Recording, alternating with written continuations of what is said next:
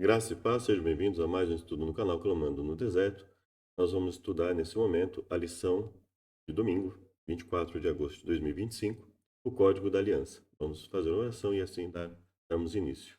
Obrigado, Pai, pelas bênçãos, misericórdia. Pedimos perdão pelas falhas e pecados que estejam conosco, nos livrando, purificando em nome de Jesus. Amém. Vamos lá então. Lição de 24 de agosto, o Código da Aliança. No Sinai, com a entrega da lei, Deus estabeleceu a base para ensinar seu povo que, por meio da conexão com ele, poderia ter uma vida santa. Mas como os princípios da lei precisavam ser aplicados na vida cotidiana, Deus deu leis adicionais, chamadas de Código da Aliança. Os 10 mandamentos, eles têm termos que precisam de normas para auxiliá-los, né? Então, por exemplo, não furtarás. O que é considerado furto, né? É, como lidar com a questão do furto, né? Havendo um furto, como lidar com aquele furto? Havendo um adultério, como lidar com aquilo? Então, são leis adicionais, né, dadas em relação a isso. Inclusive, existem mandamentos que são uma mescla dos 10 mandamentos, né, de alguns dos mandamentos, por exemplo, é não fazer negócio fraudulento.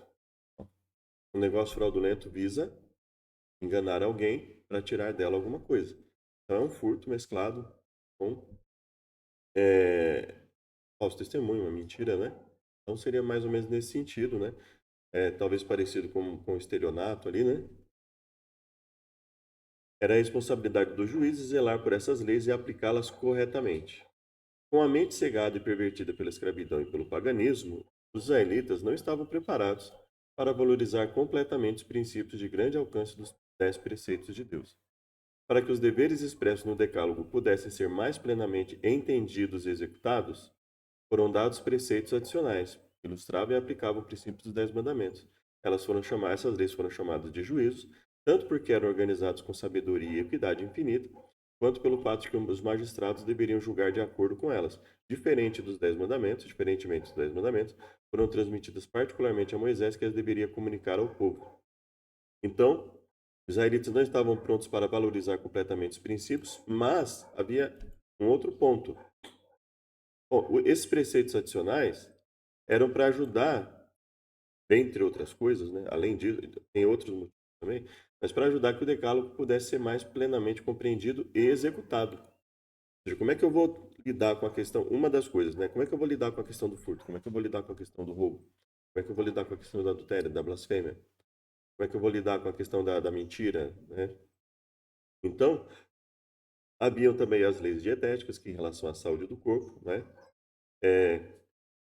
As questões do descanso da terra, que vão além da questão do sábado como sétimo dia, né? Mas, evidentemente, entre outros motivos ali dos 10 mandamentos, do livro da lei, estava especificar melhor alguns aspectos dos 10 mandamentos, né? Quais regulamentos específicos foram dados a respeito dos escravos, homicídio e lesões corporais? Bom, em relação ao escravo hebreu, serviu por 6 anos, chegou solteiro, sai solteiro, chegou casado, sai casado. Aqui, se o escravo falar, eu amo meu senhor, minha mulher, meus filhos, não quero sair livre, né? Então, era furada a sua orelha e ele servia ao seu senhor por toda a vida. Bom, lembrando que os escravos, lembrando a questão lá de Abraão, os escravos, homens, eram circuncidados, as mulheres viviam conforme os preceitos de Deus. Então, se o escravo saísse, ele teria direito ao trabalho, como outras pessoas, ele teria direito a trabalhar, a juntar dinheiro, a, é, a ter uma propriedade, a resgatar sua família, né? Então, se ele saísse, por exemplo, ele poderia, ele era um israelita, assim como a sua família se tornava israelitas, porque eles participavam da circuncisão, participavam da Páscoa. Então, eles eram como naturais. Então, ele poderia resgatar a sua família. Agora, se ele achasse melhor, falar, diante dessa situação que, né, porque ele teria benefícios, né? Ele teria direitos quando deixar de ser escravo, em relação a ter o que comer, a ter onde morar, a ter o que vestir, etc. Mas se ele falasse assim, não, eu prefiro do jeito que está, meu senhor me trata tão bem, tenho tantos benefícios ali, eu prefiro ficar aqui com a minha família, né? Então, eu entendo aqui, ele não perderia o direito de ver seus filhos, ele não perderia o direito de ver a sua esposa, de estar ali com eles, mas ele poderia ver como um homem livre, e aí ele correr atrás das coisas dele, ou ele poderia é, resolver continuar ali como escravo, entre aspas, né? Como é, a forma como os israelitas tratavam essas pessoas era mais como empregado. De hoje em dia, um empregado dentro de casa, doméstico no sentido de trabalhar domesticamente para o seu senhor, ou em alguma coisa que o seu senhor fizesse, mas eles tinham direito ao descanso semanal, eles não podiam ser explorados nos dias em que eles trabalhavam. A Bíblia fala, né, que de não oprimir os estrangeiros, como o povo de Israel foram oprimidos, etc. Então, nenhum senhor poderia fazer com que o escravo trabalhasse de uma forma que uma pessoa de fora também teria que trabalhar para ele, caso ele pedisse algum serviço, né? Eles teriam direito a participar das festas, eles teriam momentos de festas em que eles poderiam comer à vontade, eles teriam direito aos mesmos benefícios de saúde, eles teriam as mesmas restrições também. Então, se nós formos olhar, eles, eles tinham mais direitos que muitas pessoas hoje em dia, né? Eles tinham o direito a uma alimentação adequada ali com o seu senhor, trabalhavam, eles tinham direito a uma moradia, não podiam ser oprimidos, os filhos tinham que aprender da mesma forma que as outras pessoas, por aí afora, né? Então, muitas das leis aqui a gente vai ver como leis no sentido de algum problema sério que teria havido ali com relação aos servos, né? Então vamos lá. Como vender sua filha como escrava? Ela não será liberta como os escravos homens, como os servos, no caso. Se ela não agradar ao seu senhor que a escolheu, deverá permitir que seja resgatada. Não poderá vendê-la a estrangeiros, pois isso seria deslealdade para com ela. Se o seu senhor escolher para o seu filho, lhe dará os direitos de uma filha. Se o senhor tomar a segunda mulher, não poderá privar a primeira do alimento, roupas e direitos conjugais. Se ele não garantir estas três coisas, sendo principalmente o alimento, né, obviamente, mas direito, roupas e direitos conjugais, ela poderá ir embora sem pagar, sem precisar pagar nada. Então, tudo que ele pagou ali por ela estaria, entre aspas, perdido, né? Ele não estaria cumprindo com os direitos. É claro que, nesse caso, para ela, dependendo do caso, sair, poderia ser, dependendo da condição desse senhor, acabar sendo algo pior do que ela ficar com ele ali, em termos financeiros, mas em termos de é, qualidade de vida, evidentemente, ficar num ambiente desse seria muito difícil. Então, Deus vai equilibrando as coisas, buscando equilibrar as coisas entre eles, né? Lembrando que quando ela saísse dali, né? Por exemplo, o pai vendeu, então o pai teria um dinheiro ali, né? Então ela voltaria, por exemplo, para o seu pai e ela poderia, enquanto estivesse com o pai ali, fazer alguma coisa, ajudar e enquanto o pai estivesse ali tentando se reerguer, né? Mas veja, ou seja, houve o recebimento de dinheiro, ela sai sem precisar pagar nada, houve um benefício, né? Então, contando para ela sozinha, de repente seria uma situação financeiramente inferior, mas nesse caso, né, teria um dinheiro sido pago ali, então teria algo com que seu pai tivesse condições de auxiliá-la, de cuidar dela. Era um dever de cada um cuidar um do outro, né? Às vezes a gente pensa que era só dever do filho cuidar dos pais. Não, era dever de todos cuidarem de todos.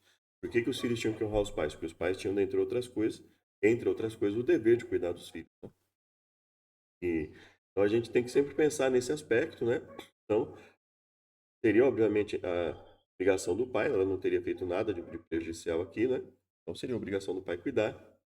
E ela teria os direitos também de complementar a situação alimentar e outras da família, por exemplo, indo no campo, quando se alimentar, assim como o pai teria direito também. Então, ou seja, eles tinham direitos, eles tinham benefícios para se reerguer. Mas a diferença do que a gente vê hoje em dia é que para se reerguer não bastaria que eles só fossem aos lugares comer, etc. É claro que havia ali ordens para que as pessoas não auxiliassem aos pobres, mas esse auxílio passava muitas vezes pela troca de atividades, né? Então, não era só uma questão de uma pessoa ficar sem fazer nada e ficar recebendo, não. Geralmente os benefícios tinham, a pessoa tinha que também, a pessoa, veja, eles não iam até, muitas vezes até a casa da pessoa levar nada. A pessoa ia até um local, comia ali, ia embora. A pessoa buscava melhorar a sua situação de vida, buscava um trabalho. Então era assim, a pessoa, olha, você tem um auxílio aqui, mas você tem que correr atrás também para que você possa progredir. Não vai ser dado tudo na sua mão, né? Vai ter que fazer algumas coisas também. Então, a gente tem que pensar nesse aspecto que é a valorização do trabalho. Por quê? Porque toda vez que você permite que um grupo de pessoas receba muitos benefícios sem contribuir em nada com aquilo, sem fazer nada em relação àquilo, você está sobrecarregando as outras pessoas, né? Então, se um terço da população recebe benefícios e não precisa fazer absolutamente nada por aquilo, então, ó, um terço, são três, tá? Total de três. Um terço recebe benefício e não faz nada por aquilo. Não está fazendo nada. Ou seja, você tem, para cada duas pessoas na população, uma recebendo sem fazer nada. Você está sobrecarregando basicamente essas duas pessoas. Olha o quanto que elas vão ter que se dedicar, trabalhar e produzir para que essas pessoas recebam sem fazer absolutamente nada. Então é uma sobrecarga muito grande. Então tem que haver um equilíbrio aí. Então, assim, essas pessoas vão ajudar essa, mas essa aqui também, ela tem que se ajudar e ajudar essas também. Então tem que ser um auxílio mútuo, né? E basicamente, se a gente for ver, era isso que acontecia na Bíblia. Então a Bíblia fala, olha, se tem pobre aí, os outros que não estão nessa situação vão ajudar. Mas esses pobres, assim, essas pessoas que estão menos favorecidas, elas têm que se ajudar também. Elas têm que correr atrás e elas têm que ajudar essas outras, porque senão elas vão ficar sobrecarregadas isso aqui. Então, hoje a gente tem muitas vezes muitas doenças, porque é muito imposto, muitas vezes é muito imposto, às vezes para os benefícios que não são equivalentes, né, para pouco benefício. Então a gente tem que tomar cuidado com isso também, né? Então, é, aqui nós comentamos na outra lição, né? É, quando quem ferir um homem terá que ser vindo a tirar sua vida, vai ter que ser executado. Isso aqui é o quê? É a atitude com a intenção, intencional, né? Se ele não fez intencionalmente, né? Ele vai ter um benefício ali. Ele não vai ser executado, né? Nós falamos sobre todo esse trecho aqui na lição passada, né? Se alguém ferir um escravo ou escrava, será punido. Se o escravo sobreviver a 2 dias, não será punido, visto que é sua propriedade. Nós comentamos que, obviamente, isso aqui não tem a ver com ferimento intencional, visto que os chamados escravos aqui tinham muitos benefícios, né? Aqui, cuidados, né? Quer dizer, não era incentivado a briga em nenhum local, mas principalmente onde houvesse pessoas ali em situação, vamos dizer assim, de vulneráveis, né? Pessoas, por exemplo, uma mulher grávida, né, que teria mais dificuldade, obviamente, para se afastar do local, né? Com duas pessoas brigando ali perto dela, né? Então, não se deveria brigar em local algum, mas principalmente em locais com pessoas com dificuldade. Isso, obviamente, servia para a mulher grávida, mas era evidente que o povo podia, ó, bom, isso aqui não vale só para a mulher grávida, em relação à criança, em relação a outras pessoas, idosos que tiverem ali dificuldade de locomover principalmente. Então, isso aqui a gente vê como bases mesmo, né? Aqui nós comentamos na lição passada, mas veja, em relação aos escravos, o que nós podemos dizer aqui, né? Nós podemos dizer o seguinte, bom, então, ele fala aqui na lição, né? Escravos, homicídio e lesões corporais. Bom, escravos, não só os hebreus, tá? Escravos hebreus, mas não só os hebreus, né? Apesar que todo escravo passasse a fazer parte do povo de Israel, conforme nós vemos lá da ordem dada a Abraão, ele passaria a cumprir os requisitos dos hebreus, então ele passaria a ser um hebreu. Então, mesmo o estrangeiro, ele passaria a ser um hebreu. Ele também não poderia ser vendido assim, ele comprou e de repente simplesmente, ah, é, é, eu não gosto de conversar com ele, vou vender ele. Não, não era assim também, né? Havia uns requisitos também para, de repente, muitas vezes ali um servo que prejudicasse tanto, é, que começasse a quebrar as coisas, etc., que possivelmente que eles venderiam. Mas basicamente todo estrangeiro que passasse a ser servo ali do povo de Israel, ele passaria a ter direito à moradia, ele passaria a ter direito à alimentação, à roupa, descanso, o descanso do sábado, assim como os outros. Na semana, o trabalho não poderia ser opressor, ou seja, não se poderia exigir de um escravo aquilo que não se exigiria, por exemplo, de um trabalhador comum que não fosse escravo, né? Não poderia haver opressão nesse sentido. Ele teria ali o direito a participar das festas, né? Então veja, era basicamente uma série de coisas, né? E o que eu entendo aqui é que se o escravo buscasse fazer outras coisas, inclusive, além do trabalho cotidiano dele, ele poderia até mesmo deixar de ser servo ali, porque ele tinha muitos benefícios. Então, muitas vezes a gente percebe que seria até difícil alguém querer deixar de ser servo tendo essas condições, né? De repente, eu vou deixar de ser servo, de repente ele não, ele via a situação lá fora, como é que era difícil, etc. Não, eu prefiro aqui, é seguro, eu tenho trabalho, eu tenho moradia, eu tenho direitos, posso ficar com a minha família, a gente pode participar das festas como iguais. Eles não poderiam ter tratamento diferente, nem mais nem menos em relação ao rico, pobre, nada disso, né? Em relação ao homicídio, se fosse intencional, ele era punido com a pena capital. Se fosse não intencional, a pessoa tinha o direito de ir para uma cidade de refúgio. E por que muitas vezes a gente pode. Mas se não intencional, por que uma cidade de refúgio? Porque você há de convir comigo que, mesmo não sendo intencional, isso pode ocorrer de uma imprudência, de uma negligência. A pessoa não, de repente, não agiu como ela deveria ter agido. Assim, ela fez algo que não deveria ter feito. Ela deixou de fazer algo que ela deveria ter feito, né? Ela fez algo ali que ela não dominava e acabou prejudicando alguém. Então, veja, isso poderia acontecer. Então, assim, era um equilíbrio. Falou, olha, agora, tudo iria depender da forma como aquilo acontecesse. E a Bíblia está dizendo aí é o seguinte, olha, por doloso, basicamente, houve intenção, é uma punição. Não houve intenção, mas houve culpa, então você também não vai ficar isento. Você vai para uma cidade de refúgio, né? Agora, você não teve nenhuma participação naquilo. Aquilo não foi um erro que você cometeu. Não foi um erro que eu cometi. Então, eu não participei daquilo, nem dolosa, nem culposamente. Não, eu não estaria envolvido com aquilo. Então, basicamente, o que eu entendo aqui é que se a pessoa estivesse envolvida de alguma forma com o prejuízo de alguma... Assim, uma vida se perdeu ali. Ela teria consequências, né? Agora, se ela não tivesse nenhum envolvimento, não houve culpa, não houve intenção dela em fazer nada daquilo, ela não nem iria para uma cidade de refúgio e nem seria punida com a pena capital, porque ela não teve participação. Aqui está falando da participação naquilo, né? Lesões corporais.